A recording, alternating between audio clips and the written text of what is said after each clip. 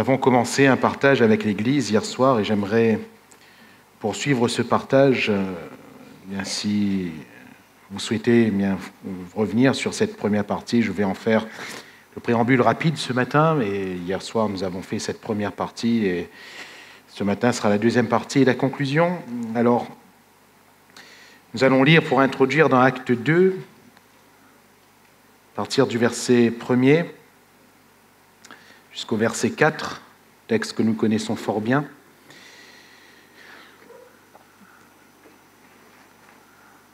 Acte 2, à partir du verset 1er, le jour de la Pentecôte, ils étaient tous ensemble dans le même lieu. Tout à coup, il vint du ciel un bruit comme celui d'un vent impétueux et il remplit toute la maison où ils étaient assis. Des langues semblables à des langues de feu leur apparurent, séparées les unes des autres, et se posèrent sur chacun d'eux. Et ils furent tous remplis du Saint-Esprit et se mirent à parler en d'autres langues selon que l'Esprit leur donnait de s'exprimer. Amen. Gloire à Dieu. Le Saint-Esprit et nous. Voilà l'intitulé du partage de ce week-end, le Saint-Esprit et nous. L'Église est véritablement née dans cette chambre haute, au moment où l'Esprit de Dieu a rempli ces 120 qui étaient rassemblés. Qui étaient ces 120 ? Des hommes et des femmes comme vous et moi. Il n'y avait rien de plus, rien de moins. Mais il y avait dans leur cœur une attente, une recherche par rapport à ce que Jésus, le Seigneur lui-même, leur avait promis.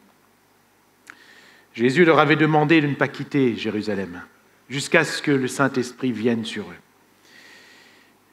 Et c'est à partir de là, à partir de ce moment où le Saint-Esprit les a remplis, qu'ils ont commencé à vivre l'Église. Frères et sœurs, c'est en vivant le Saint-Esprit que l'on vit l'Église. Et quand je parle du Saint-Esprit et nous, c'est volontaire.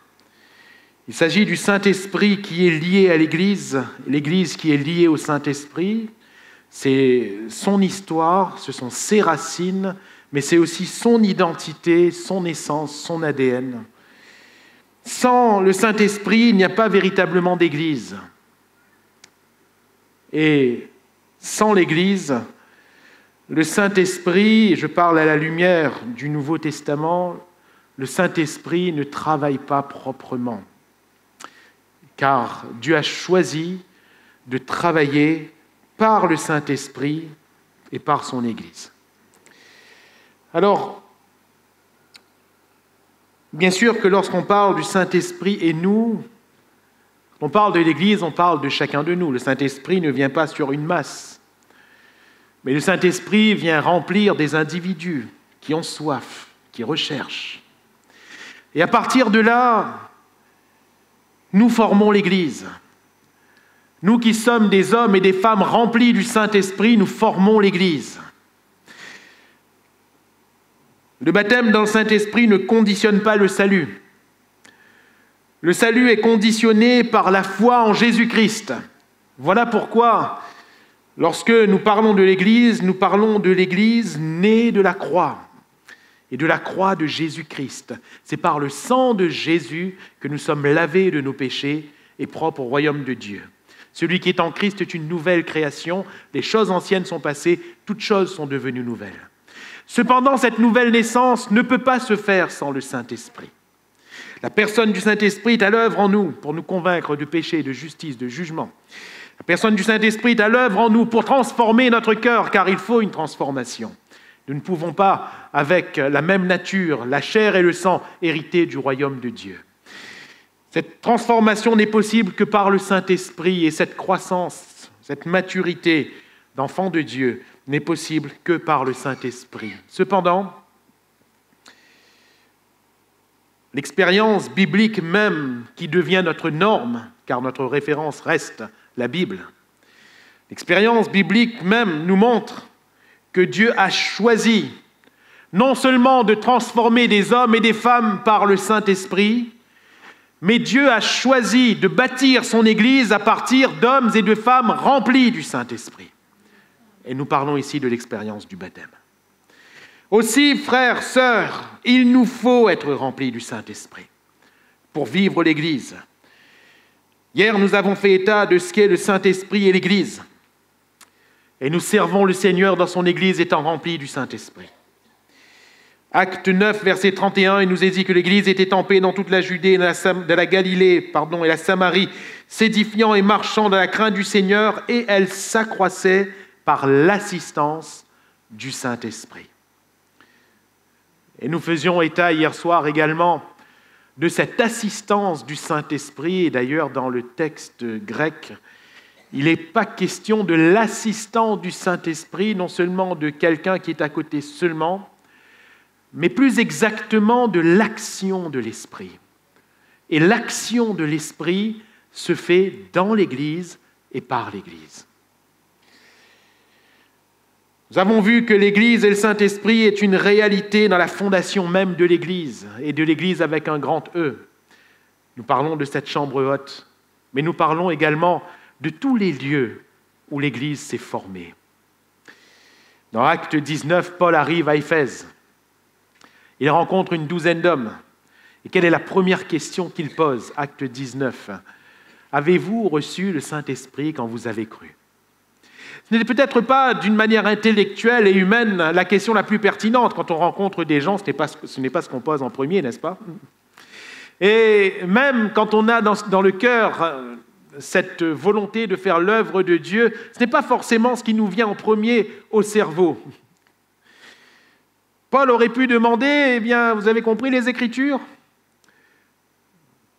Parce que quand on suit le fil de cette histoire, on voit que c'est qu'à la fin qu'ils se rendent compte, qu'ils n'ont pas encore entendu toute la doctrine de Christ, le baptême au nom de Jésus, le baptême d'eau.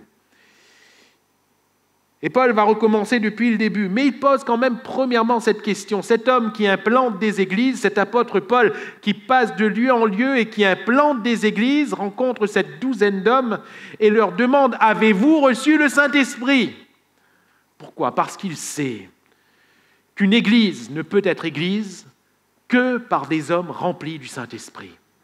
Des hommes et des femmes remplis du Saint-Esprit.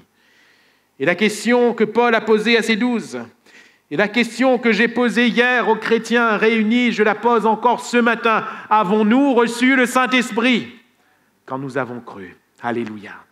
Il nous faut recevoir le Saint-Esprit. Il nous faut être remplis du Saint-Esprit. C'est le fondement. Aussi, quelques années plus tard, quand Paul écrit, il n'écrit pas aux 12 hommes d'Éphèse, mais il écrit à l'église d'Éphèse. Alléluia. Parce que ces 12 hommes vont être baptisés du Saint-Esprit et l'Église va s'accroître. L'Église va s'accroître par l'assistance du Saint-Esprit, c'est-à-dire par l'Esprit œuvrant. Comment? Des hommes et des femmes remplis du Saint-Esprit. Alléluia. Parfois, on voit le Saint-Esprit qui œuvre dans l'air, qui œuvre dans un rassemblement. Non, frères, sœurs, le Saint-Esprit veut œuvrer en chacun de nous. Nous devons être remplis du Saint-Esprit. Le Saint-Esprit et l'Église est une réalité également dans les persécutions. Dans Acte 4, les apôtres Jean et Pierre ont été battus de coups, ont été enfermés, mis en prison à cause du témoignage de l'Évangile. Et dans cette persécution qui naît en même temps que l'Église naissante, car l'Église commence, Acte 2, Acte 3, Paul témoigne de l'Évangile à partir d'un boiteux guéri. Et toujours dans la suite de cette même histoire, ils sont traduits en justice devant le Sanhédrin. La persécution commence. Quand nous croyons en Jésus, frères, sœurs, quand nous sommes remplis du Saint-Esprit, frères, sœurs, la persécution commence. Les difficultés commencent. Le mal veut se ruer contre nous afin de nous déstabiliser, de nous faire tomber, de nous faire déchoir même s'il est possible. Mais quand la persécution commence, le Saint-Esprit est là. Le Saint-Esprit est là. Et ces apôtres, quand ils viennent rejoindre les leurs et font part aux autres apôtres, aux pères de l'Église réunis, qu'est-ce qu'ils font? Ils se mettent à prier. Et comment le Seigneur répond à leurs prières? En les remplissant encore du Saint-Esprit. Alléluia! Car dans les persécutions, Dieu ne veut pas immédiatement faire taire les difficultés. Dieu veut nous remplir encore du Saint-Esprit. Encore du Saint-Esprit et encore du Saint-Esprit. Saint-Esprit, l'Église est une réalité dans son fondement, une réalité dans les persécutions, une réalité également dans les problèmes. Car l'Église va faire face à des problèmes. J'ai cité 3 exemples, acte 6, acte 11, acte 15. Acte 6, il y avait quelque chose qui était bien, mais qui était mal fait. Et voyez-vous, quand quelque chose est bien, mais mal fait, ce n'est pas à la gloire de Dieu. Hein? Parfois, on a du mal à comprendre. Parfois, on se dit, il a fait de bon cœur, il a fait quelque chose de bien. Hein? Oui, mais quand c'est mal fait, ce n'est pas à la gloire de Dieu. Il faut que ce soit de bon cœur, mais il faut que ce soit bien fait. Et là, c'était mal fait dans Acte 6. C'était la distribution de la nourriture aux veuves qui étaient pauvres. De telle sorte qu'il va commencer à y avoir des problèmes, des ladilafés, de toutes sortes de mauvaises pensées qui commençaient à s'élever dans cette église. On pensait à de la discrimination raciale. Les hellénistes étaient discriminés dans la tête des gens, discriminés par rapport aux Juifs, etc. Alors que ce n'était pas la volonté des apôtres. Les apôtres étaient tellement surchargés par l'œuvre première du ministère de la parole et la prière que le reste des tâches était quelque peu négligé. Alors qu'est-ce qu'ils ont fait pour résoudre ce problème? Qu'est-ce qu'ils ont fait? Choisissez parmi vous des hommes, 7 hommes, remplis du Saint-Esprit, de qui l'on rende un bon témoignage. Et nous les chargerons de cet emploi. Quelle a été leur recherche? Ils étaient eux-mêmes remplis du Saint-Esprit pour l'exercice du ministère. Et pour le service, ils vont rechercher des hommes remplis du Saint-Esprit. Et quelle a été la solution à ce problème? Le problème, c'est quoi? Le Saint-Esprit, chez moi, je peux faire des choses, mais il y a des choses que je ne peux pas faire. Eh bien, qu'est-ce que je dois chercher? Le Saint-Esprit chez les autres. Alléluia. Le Saint-Esprit chez les autres. Et la solution, c'est le Saint-Esprit. C'est le Saint-Esprit. Je disais hier en conclusion, ce que je dis là dans notre introduction, quand Josué va dire au peuple, vous n'aurez pas la force de servir l'Éternel, c'est ce que nous avons vu dimanche dernier, rappelez-vous, la force de le servir vient du Saint-Esprit. Un homme ne peut donner que ce qu'il a reçu. Et c'est le Saint-Esprit qui nous donne le cœur pour servir Dieu.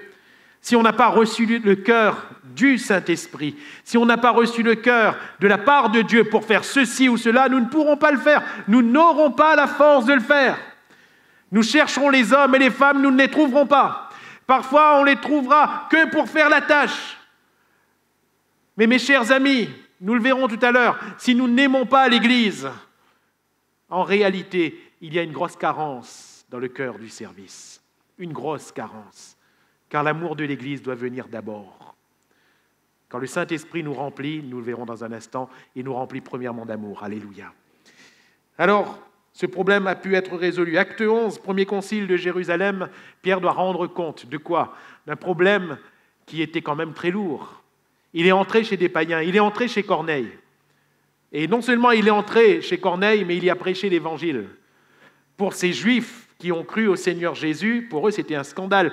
Un Juif n'avait pas le droit d'entrer chez un non-Juif. C'était regardé comme étant impur. Alors, Pierre devait rendre compte de ce qu'il a fait.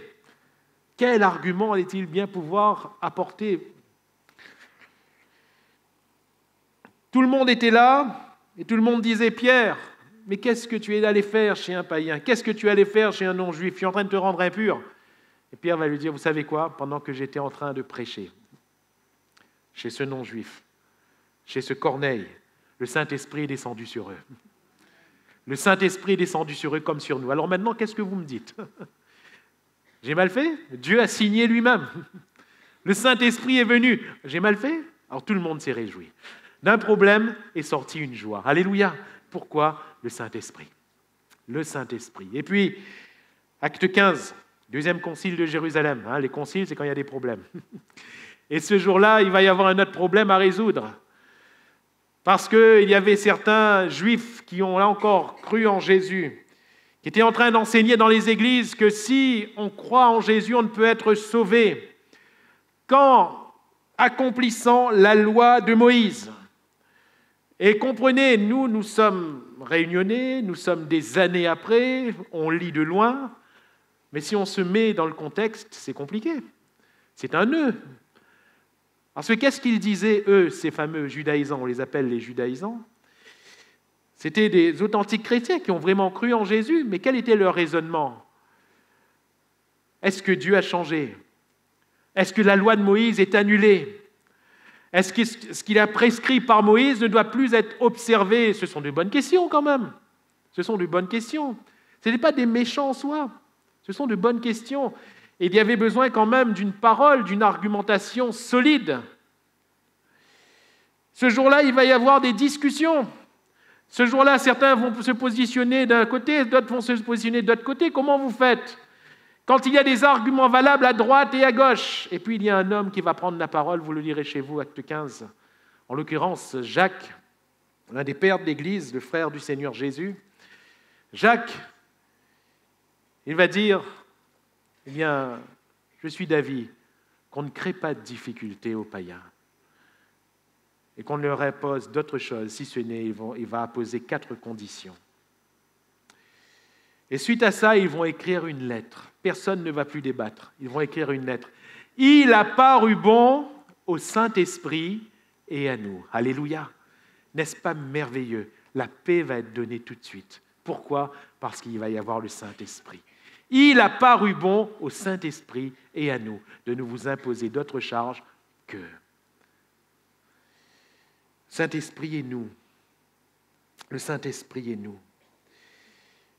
Et mes chers amis, si le Saint-Esprit est avec l'Église, le Saint-Esprit et l'Église est une réalité dans son fondement, une réalité face aux persécutions, une réalité face aux problèmes. Le Saint-Esprit et l'Église est aussi une réalité face au péché. Vous allez me dire, mais comment peut-on parler du péché et de l'Église?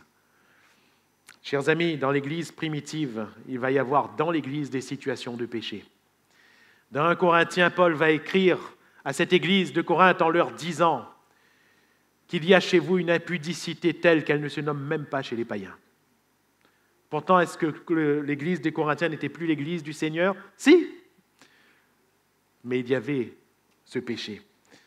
Est-ce que ça veut dire qu'on doit accepter le péché dans l'église? Bien sûr que non. La question du péché doit être traitée. Mais comment? Par le Saint-Esprit. Pas par la chair. Pas par la chair. Qui sommes-nous? Pas par des jugements d'hommes. Qui sommes-nous? Pas en pointant du doigt. Qui sommes-nous? Non, mais par le Saint-Esprit. Car le Saint-Esprit seul a cette faculté de faire remonter le péché et de le tuer.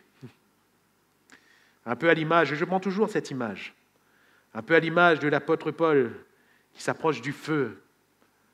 Et le feu révèle le serpent, n'est-ce pas? Qui s'attache à sa main. Et Paul va secouer ce même serpent dans le même feu. Et le serpent va périr dans le feu. Alléluia. Le Saint-Esprit, c'est ce feu au milieu de nous, qui révèle le serpent et qui le tue. Alléluia. Et c'est ce qui s'est passé dans Acte 5. Ananias et Saphira, nous connaissons l'histoire malheureuse. Malheureuse pour eux. Mais cet homme et cette femme vont se rendre coupables d'un grand péché devant Dieu. Ils vont se concerter sur un mensonge contre l'Église du Seigneur. Ce n'est pas simplement mentir, non, c'est un mensonge contre l'Église du Seigneur. Ils vont faire croire qu'ils vont donner la totalité d'une recette de la vente de leur terrain, alors qu'ils vont retenir une partie pour eux. Et que va dire l'apôtre Pierre? À Ananias, premièrement, et ensuite à Saphira, parce que Dieu, lui, il ne confond pas. L'âme qui pêche et celle qui mourra. Les deux avaient la possibilité de se repentir. Et Paul va dire, premièrement, à Ananias, mais comment as-tu pu mentir? Il ne dit pas à nous, il dit au Saint-Esprit. Et il va dire ensuite à Saphira, comment vous êtes-vous accordés pour tenter, non pas nous, mais le Saint-Esprit. Quand on pêche contre l'Église, on pêche contre le Saint-Esprit. Quand on pêche contre le Saint-Esprit, on pêche contre l'Église. Et les deux sont tombés morts. Les deux, ce jour-là. Mais le Saint-Esprit a été à l'œuvre. Alléluia. Mes frères et mes sœurs, ne nous y trompons pas. Nous l'avons entendu dans un don spirituel ce matin. Ne nous y trompons pas. Quand nous péchons, Dieu nous voit. Et quand nous péchons, nous ne péchons pas seulement contre nous-mêmes, contre un homme, contre l'Église, mais nous péchons contre Dieu. Et le poids de ce péché rejaillit sur toute l'Église. Toute l'Église en est affectée. Plaise à Dieu que le Saint-Esprit soit à l'œuvre et que le péché qui n'est pas abandonné se révèle, afin que ce même feu qui révèle tue le péché. Alléluia. Tue le péché au milieu de nous. Il y a eu une grande tristesse, oui, mais il y a eu aussi une grande crainte qui a amené une grande croissance de l'Église. Alléluia. Je vous laisse cette lecture de Acte 5. Et nous en arrivons à notre propos de ce matin, frères et sœurs. Tout ce que je dis est important afin que l'on recherche le Saint-Esprit ensemble. Demain soir, notre frère nous en fera l'annonce. Nous aurons une réunion particulière, une réunion spéciale à partir de 18h dans ce lieu. Je vous donne rendez-vous à tous. Une réunion de prière sur le thème du Saint-Esprit. Parce que je me rends bien compte que dans les cultes, nous n'avons pas suffisamment de temps pour prier. Mais nous prendrons ce temps demain soir afin de prier pour que nous soyons tous et toutes remplis du Saint-Esprit, que l'Église soit animée du Saint-Esprit et que le Saint-Esprit au milieu de nous conduise son peuple. Alléluia. Alors, le Saint-Esprit et nous, question du Saint-Esprit et de l'Église, et ce matin, le Saint-Esprit et moi. Le Saint-Esprit et moi. Premièrement, quand on parle du Saint-Esprit et moi, parlons bien sûr de moi individuellement, de chacun de nous. Le Saint-Esprit et moi, c'est la présence de Christ en moi. Alléluia. C'est la présence de Christ en moi. Dans l'évangile de Jean, chapitre 14, versets 16 et 17, on peut l'ouvrir ensemble. Jean 14, 16 et 17. Jésus va dire... « Et moi, je prierai le Père, et il vous donnera un autre consolateur, afin qu'il demeure éternellement avec vous, l'Esprit de vérité que le monde ne peut recevoir, parce qu'il ne le voit point et ne le connaît point, mais vous, vous le connaissez, car il demeure avec vous, et il sera en vous. » Alléluia. Vous, vous le connaissez. Jésus parle du Saint-Esprit, du Consolateur, et il dit, vous, vous le connaissez. Comment le connaissait-il? Parce que le Saint-Esprit, c'est Jésus. Et Jésus est le Saint-Esprit. Quand nous parlons de Dieu, nous ne parlons pas de trois dieux. Nous parlons d'un seul Dieu en trois personnes. Trois personnes en Dieu, le Père, le Fils, le Saint-Esprit. Le mystère de la Trinité. Jésus, un peu plus haut, vous lirez ce chapitre-là encore chez vous, il est très enrichissant concernant le Saint-Esprit. Jésus va dire, eh bien, je prierai le Père, nous l'avons lu, et il vous donnera un autre consolateur. Un autre consolateur, ici, littéralement, je ne vais pas refaire l'explication, autre ici dans le grec, allos, signifie un autre moi-même, littéralement. C'est-à-dire un autre exactement comme moi, un autre moi. Hein? Je reprends l'exemple que je prends souvent pour expliquer ces deux termes qui se rendent par autre dans notre langue française. Le même terme désigne deux aspects, allos, hétéros, autre. Si vous allez au magasin où vous avez acheté votre chemise, parce que votre chemise ne vous va pas, vous avez rendu compte chez vous que vous avez un peu trop mangé, ça sert, hein? Et vous allez au magasin, vous dites, excusez-moi, je viens pour échanger la chemise, j'aimerais avoir une autre chemise. Eh bien, quand vous dites une autre, vous suggérez au moins deux sens. Une autre, est-ce que c'est une autre chemise parce que finalement le motif ne vous convient pas? Dans ce cas, c'est une autre chemise complètement hétéros. Hein? Ou bien, vous voulez la même chemise, mais dans une autre taille. Donc, c'est une autre même chemise, vous comprenez? Une autre même, là c'est allos. Jésus, quand il dit, eh bien, un autre consolateur, c'est allos. C'est-à-dire un autre moi-même. Le même motif. La même personne. La même personne.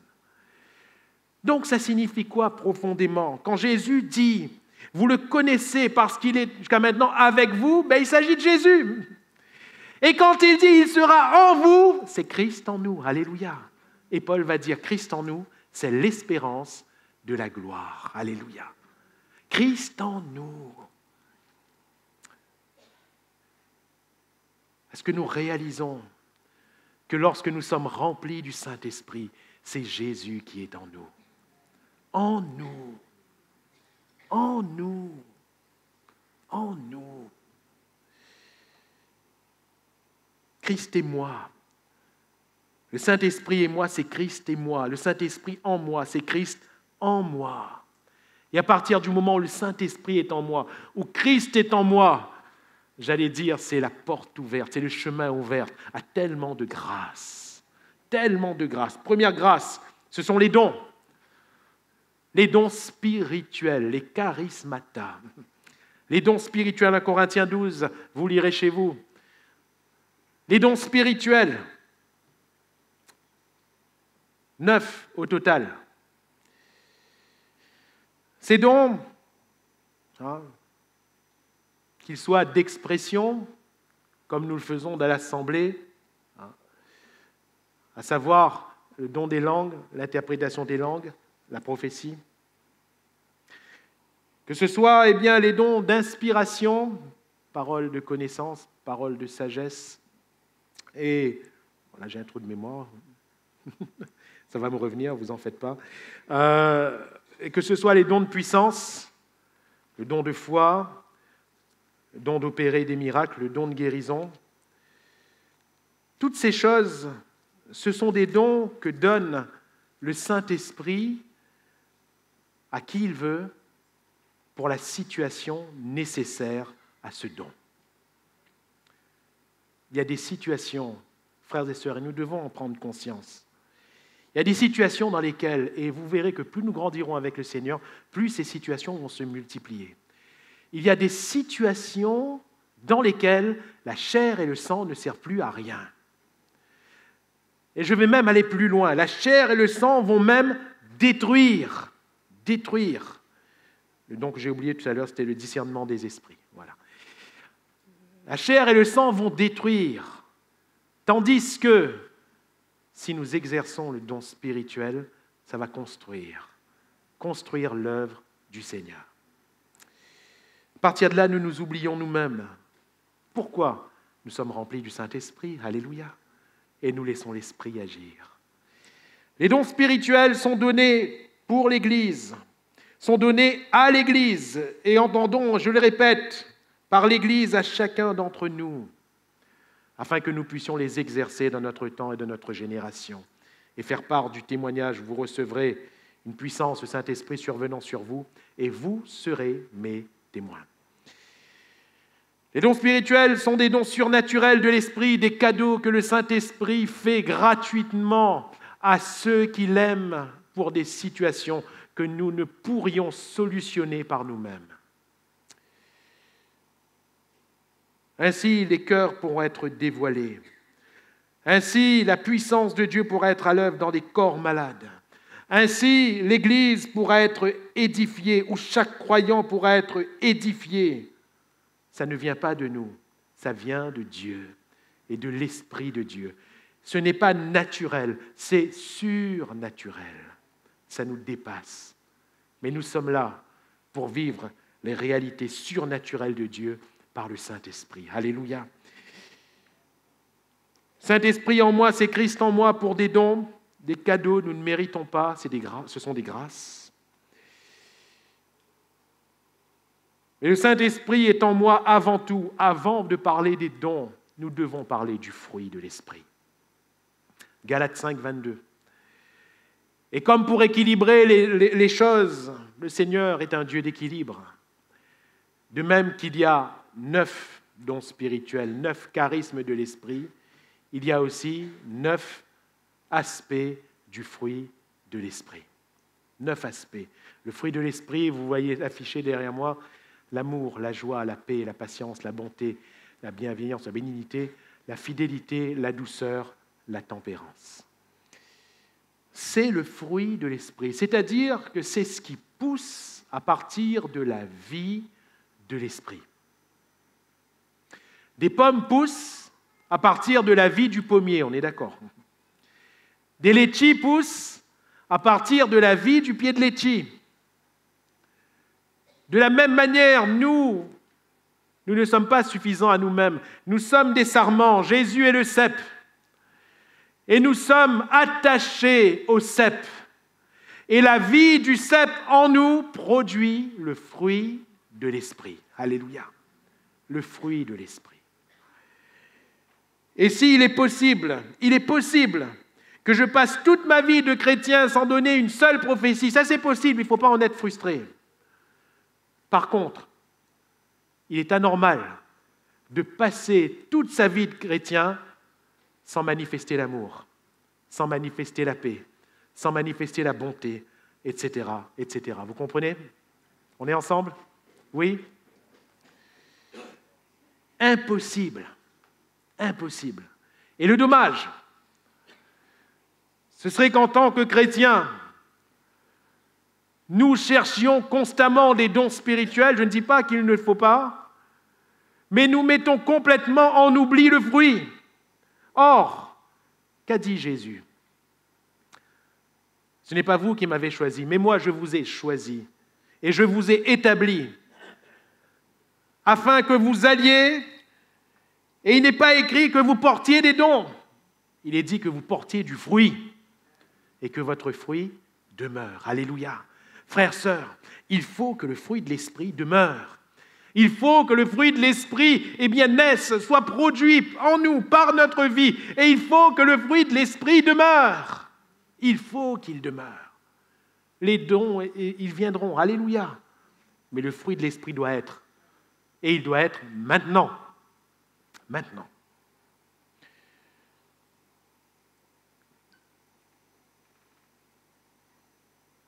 Suivez-moi bien.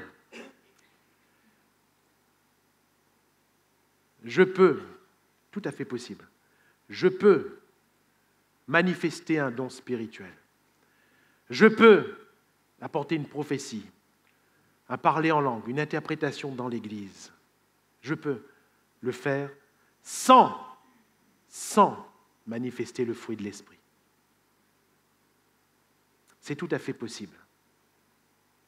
Cependant, si je ne manifeste pas le fruit de l'esprit, et quand bien même je manifesterai 10 000 dons spirituels, si je ne manifeste pas le fruit de l'esprit, ma vie de l'esprit, elle est nulle.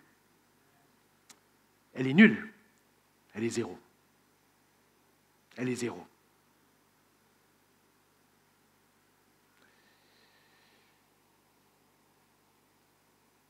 Considérons donc ce qui est important pour chacun de nous. J'avance. Le Saint-Esprit et moi, le Saint-Esprit en moi, Christ en moi, ouvre la porte à ces grâces que sont les dons, le fruit, la prière. La prière. Est-ce que ça nous parle ce matin du Saint-Esprit dans la prière? Jésus va dire quelque chose d'intéressant dans Matthieu 6. Il va dire que ceux qui ne connaissent pas Dieu prient aussi. Mais ils prient avec leur chair. Ils prient avec leur intelligence. Ils prient avec leur pulsion. Jacques va dire, vous demandez, vous ne recevez pas parce que vous demandez mal. Vous demandez dans le but de satisfaire vos passions. Vous demandez dans le but de satisfaire vos désirs, dans le but de satisfaire ce que vous voulez. Et quand je prie, je dis, Seigneur, fais, parce que je veux. Et on inverse ainsi la prière de Jésus, Seigneur, non pas ce que tu veux, mais ce que je veux. On l'inverse.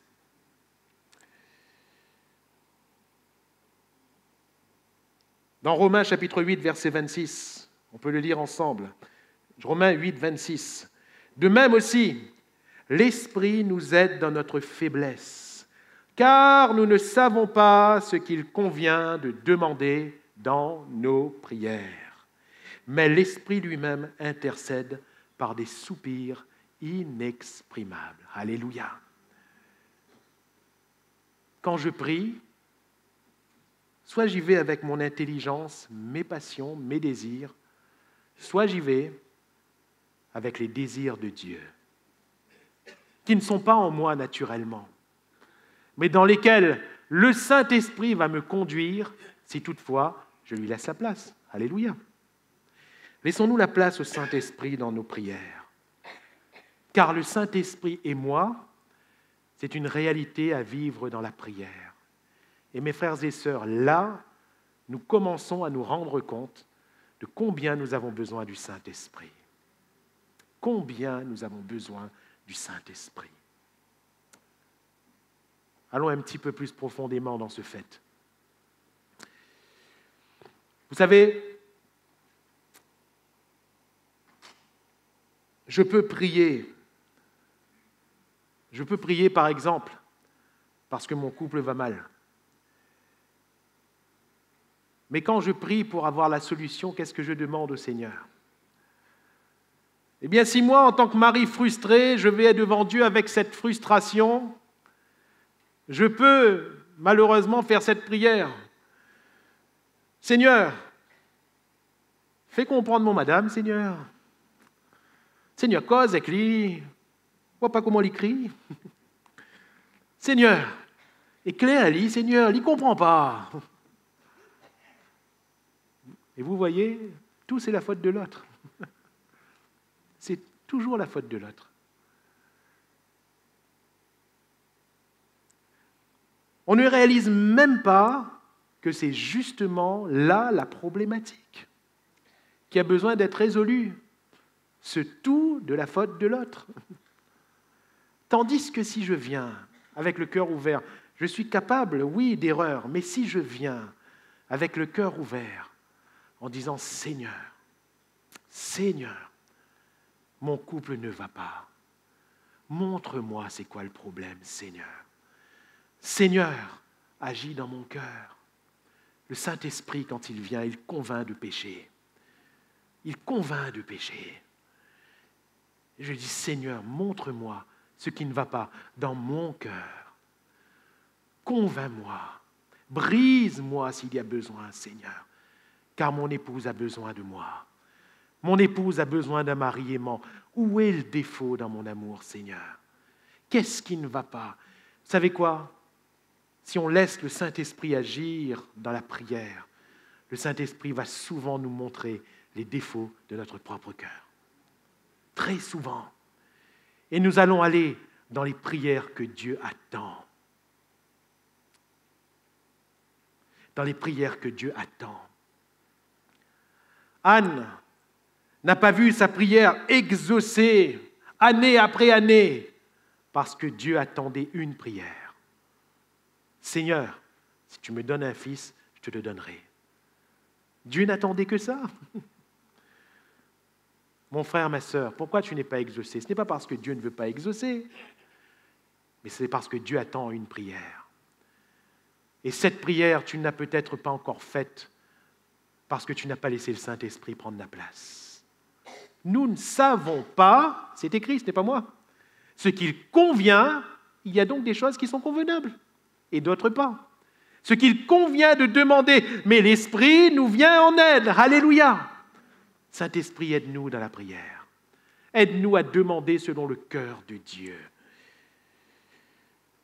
Et puis, le Saint-Esprit nous aide également. Saint-Esprit et nous, le Saint-Esprit en nous, Christ en nous. Les dons spirituels, le fruit, la prière. Et là encore, quelque chose que nous ne soupçonnons pas toujours. Le Saint-Esprit et moi est une réalité à vivre dans la louange. Alléluia.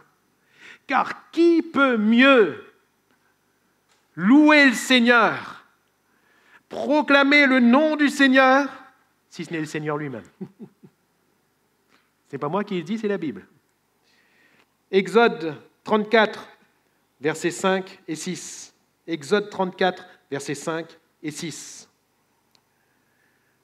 L'Éternel descendit dans une nuée, se tint là auprès de Moïse, et proclama le nom de l'Éternel. L'Éternel passa devant lui et s'écria, l'Éternel, l'Éternel, Dieu miséricordieux et compatissant, lent à la colère riche en bonté et en fidélité. Amen. Ici, littéralement, c'est l'Éternel qui loue l'Éternel. C'est bizarre. Peut-on se louer soi-même? Est-ce que Dieu est en train de se louer lui-même? Oui et non. Non dans l'absolu, parce que Dieu n'est pas ainsi. Il n'y a pas d'orgueil chez Dieu. Il ne se loue pas lui-même en soi. Mais revenons, si vous voulez, à ce mystère de la Trinité. Le Père, le Fils, le Saint-Esprit. On peut comprendre ce passage par le fait que l'Esprit de Dieu proclame le nom du Seigneur. Et Jésus va le dire. Il me glorifiera. Alléluia. Il me glorifiera, en parlant de ce paraclet, de ce consolateur. Il me glorifiera. Qui peut mieux que le Saint-Esprit glorifier le nom du Seigneur? Qui? Jésus lui-même nous montre cette expérience. Luc 10, verset 21. En ce moment même, Jésus tressaillit de joie par le Saint-Esprit. Et il dit, « Je te loue, Père, Seigneur du ciel et de la terre. » Alléluia. Il tressaillit par le Saint-Esprit. Et il dit, « Je te loue. » Mes frères et mes sœurs, oui, on peut louer le Seigneur par nous-mêmes, c'est de la louange, mais on peut aussi louer le Seigneur par le Saint-Esprit. Et là, il y a une puissance. Alléluia. Je m'écris, loué soit l'Éternel, et je suis délivré de tous mes ennemis. Alléluia. Ce n'est pas la chair. Ce ne sont pas nos efforts humains pour louer l'Éternel qui constituent une action contre l'ennemi de nos âmes. Non, c'est la louange par le Saint-Esprit. Et le Saint-Esprit agit. Alors, comment vivre le Saint-Esprit? Nous venons de souligner les grâces qui sont là, pour que moi et le Saint-Esprit, ou plutôt le Saint-Esprit et moi deviennent une réalité, pour que le Saint-Esprit et l'Église soient toujours une réalité croissante. Comment vivre le Saint-Esprit? Je reviens sur Actes 1, 8 que nous connaissons bien. Vous recevrez une puissance, le Saint-Esprit survenant sur vous, et vous serez. Et vous serez. Oui, mes témoins à Jérusalem. Nanana. Mais parfois, quand on dit la suite, et vous serez, si on dit tout le bloc, et vous serez mes témoins à Jérusalem, dans toute la Judée, la Samarie, jusqu'aux extrémités de la terre, de notre tête, on voit tout de suite, je ne sais pas moi, les vaillants, les prédicateurs, les ministères, etc., etc. J'aimerais vraiment, et vous verrez que je ne serai pas anti-biblique, sectionner et m'arrêter à « vous recevrez une puissance, le Saint-Esprit survenant sur vous, et vous serez ». C'est-à-dire que quand le Saint-Esprit vient sur nous, nous recevons la force. Gardons en tête, vous n'aurez pas la force de servir le Seigneur. Hein? Vous n'aurez pas la force de servir l'Éternel. Mais quand le Saint-Esprit viendra sur nous, nous recevrons la force d'être. Alléluia. Pas de faire, pas de paraître, mais d'être. Mes frères et mes sœurs, dans ce siècle de virtualité, on ne veut pas d'une église virtuelle. On ne veut pas de chrétiens virtuels. On veut des hommes et des femmes qui sont chrétiens. Alléluia. Nous devons être. Être. Et vous serez. Et comment vivre cela? Comment vivre l'être, qui n'est pas le paraître, qui n'est pas le faire, mais l'être? Comment vivre? Frères et sœurs, premièrement, vivre le Saint-Esprit, c'est vivre l'amour de Dieu. Vivre le Saint-Esprit, c'est vivre l'amour de Dieu. Et l'amour de Dieu consiste en quoi? Premièrement, en l'amour de sa parole. Celui qui m'aime, il gardera mes commandements. Alléluia. Premièrement, l'amour de sa parole. Deuxièmement, l'amour de son prochain. Celui qui dit qu'il aime Dieu et qui n'aime pas son frère, il n'aime pas Dieu. Car comment peux-tu aimer Dieu que tu ne vois pas et ne pas aimer ton frère que tu vois? Sous-entendu, ton frère qui contient, pardonnez-moi, je mets entre guillemets, qui contient en lui le même Dieu. C'est totalement contradictoire. Nous y reviendrons dans un instant. L'amour de Dieu, c'est l'amour de sa parole, c'est l'amour de son prochain, c'est l'amour de son œuvre, c'est l'amour de son Église. Simon, fils de Jonas, m'aimes-tu? Oui. Alors paie mes brebis, paie mes agneaux, son Église, son troupeau.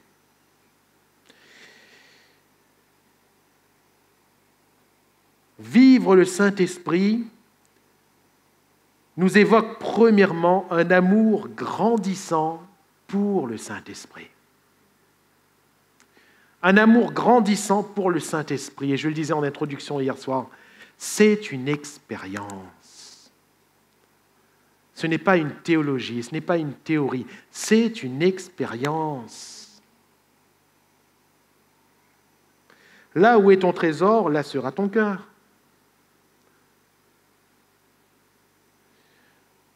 Hier, j'ai pris cet exemple et je le reprends ce matin afin qu'on se figure bien les choses.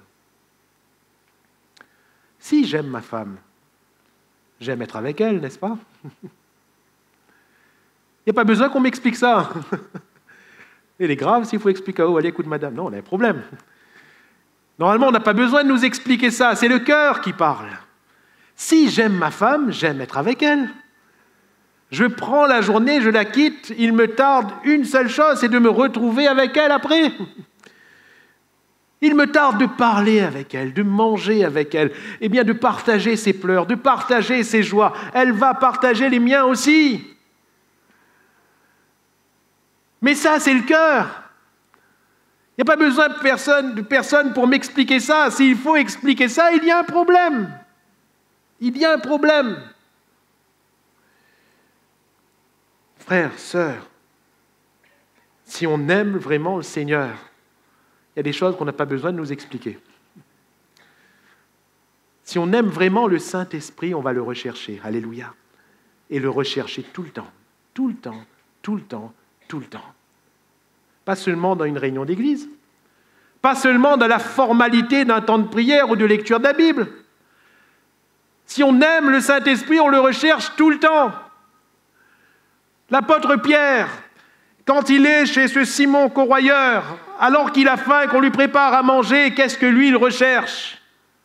Il ne recherche pas le manger, il recherche le Seigneur. Pourquoi? Il l'aime tellement. Il n'y a personne qui lui a dit, « Pierre, Mounoir, vous voulez pasteur, allez prier ?» Non, personne. Personne. Non. Il va de lui-même parce que c'est son cœur. C'est son cœur. Mes frères et mes sœurs, il y a des choses que je ne me permettrai jamais de vous dire. Jamais. Pourquoi? Parce que votre cœur se voit. Comme mon cœur, il se voit. Comment forcer ce qui ne vient pas du cœur? Ça ne s'appellerait plus de l'amour, c'est du mariage arrangé. Ça ne s'appellerait plus de l'amour. Voilà pourquoi notre tâche subtile de pasteur, c'est par le Seigneur de percevoir le cœur, le fruit du cœur, parce qu'on ne peut voir que le fruit du cœur, pour se dire, eh bien, tel frère ou telle sœur sera mieux comme ceci ou comme cela. Mais on ne peut pas forcer le cœur. On ne peut pas. Tout est question de cœur. Je ne vais pas vous obliger à lire la Bible. Si votre cœur ne le veut pas, qu'est-ce que vous voulez que je vienne faire? Vous voulez que je vienne le matin chez vous? En vous disant, lisez la Bible, hein? Non. Non. Je ne vais pas vous obliger à prier. Si votre cœur ne le veut pas, qu'est-ce que vous voulez que je fasse? Je ne peux pas vous obliger à aimer votre prochain. Si votre cœur ne le veut pas, je ne peux pas vous obliger à être fidèle à l'Église si votre cœur ne le veut pas. Mais par contre, ça va être quand même un fruit probant pour le service de Dieu. Alléluia. Vous avez certainement dû voir mon étonnement et ma tristesse dimanche dernier, quand, voulant prier pour chaque service, vous demandez de se lever, On voyait que la moitié n'était pas là. Moi, je cherchais. La moitié n'était pas là. Mais qu'est-ce que vous voulez? On ne peut pas forcer. On ne peut pas forcer. Mais c'est un fruit probant. On ne peut pas acquiescer non plus ces choses. Mais c'est un fruit probant. C'est un fruit probant. Si on veut servir le Seigneur, c'est qu'on aime le Seigneur. Et si on aime le Seigneur, c'est qu'on aime l'Église. C'est normal. L'amour de Dieu. L'amour de Dieu. Vous voyez que c'est du concret. Ce n'est pas de l'abstrait. Si on aime le Saint-Esprit, on va le rechercher encore, le rechercher encore, le rechercher toujours. Alléluia. Je me rends compte que je suis très long. Vous voulez que je continue ou je m'arrête? Continue? Pas de souci. Merci. Soit vous êtes très gentil, soit ça vous intéresse. Bon, j'espère quand même le deuxième. Vivre le Saint-Esprit, c'est vivre l'amour de Dieu. Vivre le Saint-Esprit, c'est vivre acte 2 quotidiennement. C'est vivre le baptême du Saint-Esprit quotidiennement. C'est vivre le baptême du Saint-Esprit. Si nous n'avons jamais été baptisés, frères, sœurs, il faut être baptisés du Saint-Esprit. Et il faut l'être maintenant. C'est une nécessité. Jésus, aux disciples qui étaient là et qui disaient « Mais qu'est-ce qui va se passer? Qu'est-ce qu'il doit faire ?» Jésus va dire « Ne faites rien, restez tranquille, restez dans la chambre haute, attendez que le Saint-Esprit vienne. » C'est une nécessité. Nécessité. Et à partir du Saint-Esprit, du début du livre des Actes des Apôtres, nous voyons tout le livre des Actes des Apôtres se dérouler ensuite. Parce que s'il n'y a pas acte 2, il n'y a pas la suite. Frères, sœurs, si nous ne connaissons pas cette formidable expérience du baptême dans le Saint-Esprit, il n'y aura pas la suite. Les grâces, malheureusement, ne pourront avoir lieu. Les grâces que je viens de citer ne pourront avoir lieu. Mais dès lors où nous sommes baptisés, immergés du Saint-Esprit, alors là, ces grâces sont ouvertes. La possibilité de ces grâces, elle est là. Nous qui avons été baptisés, nous devons connaître ce baptême quotidiennement, être remplis du Saint-Esprit quotidiennement. Le texte de Paul nous dit d'ailleurs, ne vous enivrez pas de vin, c'est de la débauche. Soyez au contraire remplis du Saint-Esprit. Petite parenthèse au passage, mon frère, ma sœur, si tu t'enivres de vin, tu n'es pas rempli du Saint-Esprit. Ce n'est pas possible. Ce n'est pas possible. Si tu te saoules, tu n'es pas rempli du Saint-Esprit. Si tu es alcoolique, tu n'es pas rempli du Saint-Esprit. C'est ce que le texte nous dit, ce n'est pas moi. Ne vous enivrez pas de vin, c'est de la débauche. Mais soyez au contraire remplis du Saint-Esprit.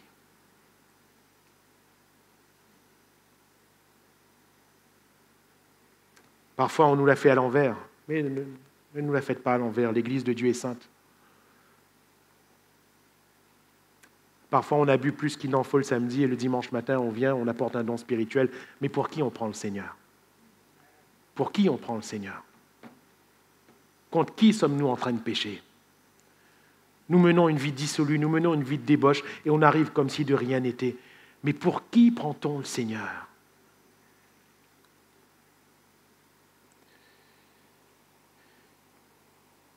Nous devons vivre ce baptême quotidiennement. Et cela va exiger de notre vie quand même une sainteté. Non pas une sainteté qui va nous faire décoller les pieds du sol et nous rendre supérieurs à la race. Ce n'est pas ça. Ce n'est pas ça la sainteté. Mais la sainteté, c'est celui qui se préserve pur pour son Seigneur, comme une vierge qui se préserve pour son mari. Alléluia. Vivre le Saint-Esprit, c'est vivre le baptême du Saint-Esprit, dans le Saint-Esprit quotidiennement. C'est vivre le parler en langue quotidiennement, car celui qui parle en langue s'édifie lui-même. Alléluia. Vivre ce parler en langue quotidiennement. Et c'est bien sûr aspirer à l'exercice des dons. Aspirer aux dons les meilleurs. L'aspiration, vous savez. Quand dans le domaine militaire, policier ou autre, on parle des aspirants. Ce sont ceux qui ont candidaté. Ce sont ceux qui se sont aussi astreints dans beaucoup de choses pour pouvoir obtenir tel ou tel poste. Ils ont fait tout ce qu'il fallait parce qu'ils voulaient. On les a appelés en pleine nuit, ils ont tout quitté, ils sont venus parce qu'ils voulaient. Ils ont suivi un entraînement, ils ont suivi toutes sortes de restrictions, que ce soit alimentaires, mais que ce soit aussi de loisirs, parce qu'ils voulaient. Ils aspiraient. Vous comprenez? Paul dit, aspirez aux dons les meilleurs. Et cela forcément nous amène à faire tout pour recevoir. Alléluia. Faire tout pour recevoir. Alors, j'aimerais conclure. Le Saint-Esprit et nous, que faisons-nous de cette réalité? Est-ce que la Pentecôte n'est devenue que notre étiquette? Est-ce que la réalité de la vie de l'Esprit n'est devenue que l'exercice d'un parler en langue ou d'une interprétation le dimanche matin ou le samedi soir? Est-ce que le Saint-Esprit et nous ne se résume qu'à un enseignement, une théologie, une théorie? Ou sommes-nous conscients que le Seigneur attend de nous la réalité d'une vie quotidienne? Être rempli du Saint-Esprit doit être une préoccupation quotidienne pour chacun de nous, car c'est avec des hommes et des femmes remplis du Saint-Esprit que le Seigneur a choisi de bâtir son Église. Sans le Saint-Esprit, il me semble, comme je le disais hier soir, que l'Église n'est qu'un monument. Oui, on peut se satisfaire en disant on a un beau bâtiment. On peut se satisfaire en disant que oui, il y a beaucoup de monde à l'Église, frère, gloire à Dieu, réjouissons-nous. On peut se satisfaire en disant oui, financièrement, l'Église a des moyens. Oui, l'Église a du matériel. Oui, l'Église a des talents. Oui, l'Église a des capacités au milieu d'elle. On peut s'en satisfaire, oui. Mais c'est ce qui s'appelle un beau monument. Un beau monument. L'Église ne doit jamais être un monument, frères, sœurs. L'Église est un mouvement. Et un mouvement perpétuel, le mouvement du Saint-Esprit. L'Église s'accroissait par l'action du Saint-Esprit. Et il faut que le Saint-Esprit agisse encore au milieu de nous ce matin. Alléluia.